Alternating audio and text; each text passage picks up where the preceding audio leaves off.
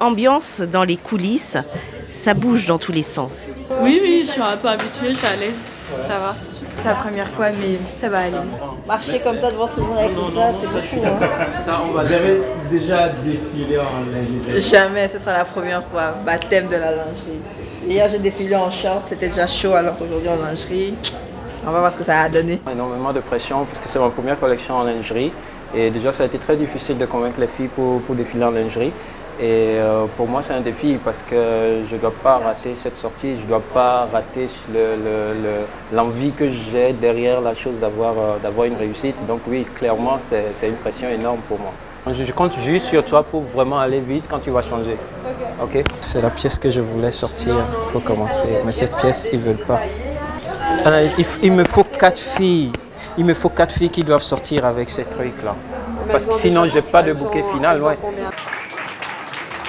Le jeune créateur, Tony Blanc, peut souffler, enfin presque. La pression est retombée d'un cran en tout cas parce qu'il faudra, oui, après ajuster toutes les pièces pour être sûr que tout est à sa place.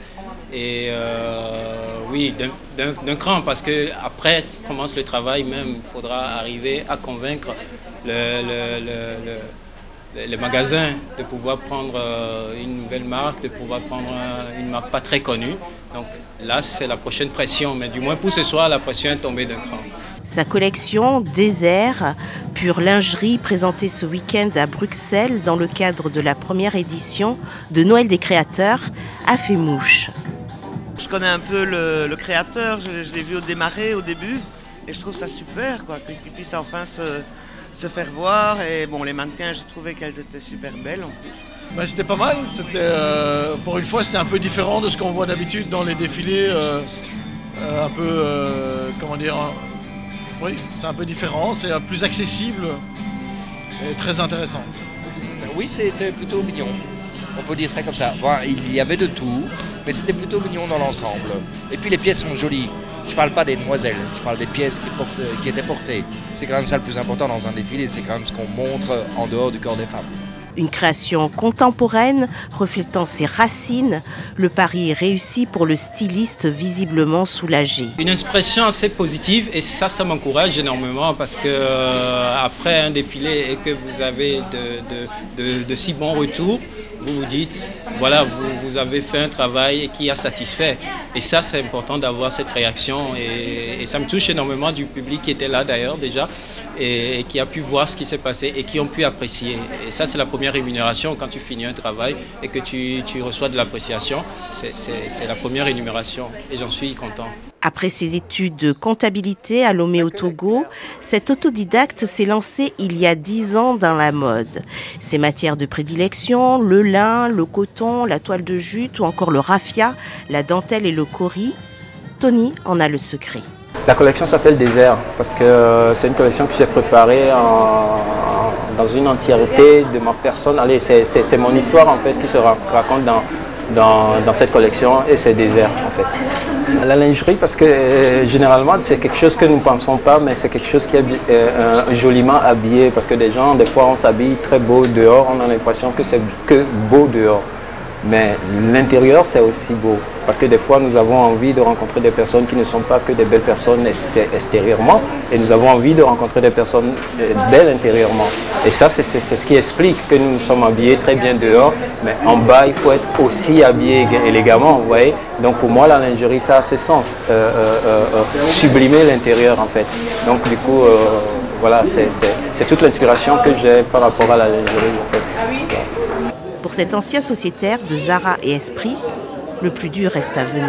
Le pas prochain, c'est d'approcher les magasins, les boutiques qui veulent distribuer la marque parce que voilà, c'est le plus gros défi en réalité. Parce qu'après un défilé, ça c'est un défilé et ça ne va pas rester là. Il faudra arriver à pouvoir distribuer. Et pour distribuer, il faut aller vers les magasins, vers les boutiques qui distribuent. Et c'est là le plus gros défi parce que c'est une nouvelle marque sur le contexte lingerie qui n'est pas connu. Donc il faudra convaincre les magasins, les boutiques pour leur faire ce qu'ils n'ont pas fait, c'est-à-dire accepter de distribuer une marque pas très connue. Pour l'organisatrice de l'événement, le choix du jeune créateur n'est pas un hasard. Tony Blanc, c'est un styliste qui propose des articles pour toutes les femmes. Moi, c'est ce qui m'a attirée. par ce créateur. Bon, je le connais depuis quelque temps déjà et j'ai voulu l'inviter ici aujourd'hui parce qu'il est très original.